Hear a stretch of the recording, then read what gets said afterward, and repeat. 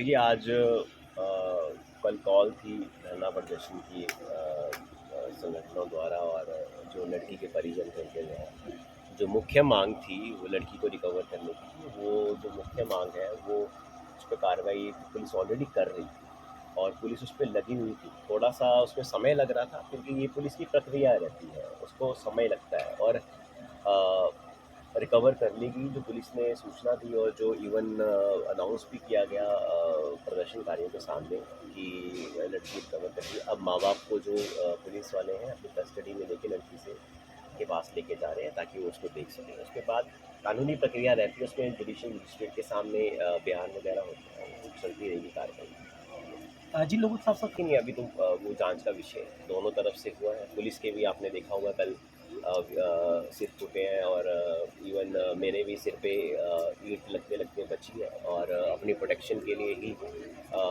हम लोगों को भी उस टाइम ऑल्दो सिविल में होते हैं बट निहत्थे नहीं रह सकते उस टाइम और बहुत ज़्यादा उस टाइम पे भीड़ बेकाबू हो गई थी, तो जॉइंट एक्शन करना पड़ता है पुलिस के साथ। और साथ में मेरा तो यही मानना है कि इस तरह की जो चीज़ नहीं होनी चाहिए और हमारे ही लोग हैं, पुलिस वाले भी हमारे लोग हैं, प्रदर्शनकारी भी हमारे लोग थे, कोई किसी के दुश्मन नहीं है। पर भीड़ में कुछ ऐसे कुछ लोग होते हैं क्योंकि जो लीडरशिप आई थी कल वो पीसफुली बात करने आई थी और जो लोग मॉब में थे वो एक अलग स्प्लिंटर ग्रुप था और सबने मुंह पे कपड़े बांध रखे थे और हाथों में कुछ काफ़ी लोगों के डंडे थे। औरतें तो जो थी वो इतनी नहीं थी जिनके हाथों में कोई हथियार, पर कुछ यंगस्टर्स थे। मेरा ये भी एक मानना है कि 15-15, 16-16, 14-14, 15-15 साल के लड़के थे।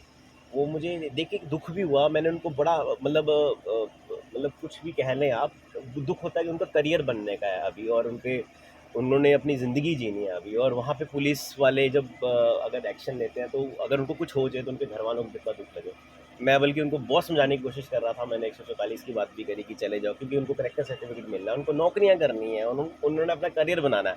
पर वो उस भीड़ का हिस्सा थे, वो पता नहीं क्यों थे, उनको नहीं होना सर चाहिए था। आपको नहीं लगता कि ये एक राजनीतिक रंग दिया जा रहा था मामले देखिए को और कुछ राजनेता भड़काने का काम भी कर रहे इस थे? पे नहीं मैं कोई टिप्पणी करना चाहूँगा। हमारा मेन उद्देश्य लड़की को रिकवर करना था पुलिस का और वो पुलिस ने रिकवर कर ली और मुझे पूरा पूर्ण भरोसा था हमारी पुलिस फ़ोर्स के ऊपर। हमारे एसपी साहब ने खुद आके कल कमान सँभाली, हमारी डीसी मैम ने 163 के ऑर्डर कर दिए और सिक्योरिटी एंड क्योंकि जो हम हिमाचल में थोड़ा समझते हैं कि जो चीज़ें हैं जो जैसे बोली जाती है वैसी करी जाएँगी, बट कल थोड़ा भीड़ ने उस हिसाब से रिएक्ट करा और उस तरफ से भी रिएक्शन आया होगा, वो जाँच का विषय है। सर उस इतना लड़की है। की सुरक्षा को लेकर भी अब कई सवाल खड़े होंगे। जब वो जिम्मेवारी आपके कंधों पर है, किस तरह का आश्वासन आपकी तरफ से दिया गया है और क्या आप इसको मॉनिटर भी कर रहे हैं अपने लिहाज देखिए, से? मैंने अभी काउंसलिंग भी की है। मैंने लड़की के माता-पिता को आश्वस्त किया कि अगर लड़की उनके पास आती है, तो उनको कोई अगर साइकोलॉजिस्ट की ज़रूरत पड़े या उनको चाइल्ड डेवलपमेंट हमारी वुमेन अफ़सर की ज़रूरत पड़े, वो कृपया करके मुझे फ़ोन नहीं करते, मैं किसी को भेज दूँगा ताकि लड़की का भी जो मेंटल जो स्टेटस है हमारे लिए वो भी हमारी बच्ची है, तो उसका मेंटल स्टेटस ठीक रहे। तो उसको भी हमें एक अब जो हो गया सो हो गया, उसको भी हमें एक थोड़ा इमोशनल एंगल और हमें थोड़ा-सा ह्यूमैनिटी वे में देखना पड़ेगा रादर देन इसको और एग्रीव करके और बच्चा अभी फॉर्मेटिव एज में 18 साल की उम्र, 18 साल 18 दिन की उम्र कुछ नहीं है, पूरी ज़िंदगी पड़ी है उसके पास।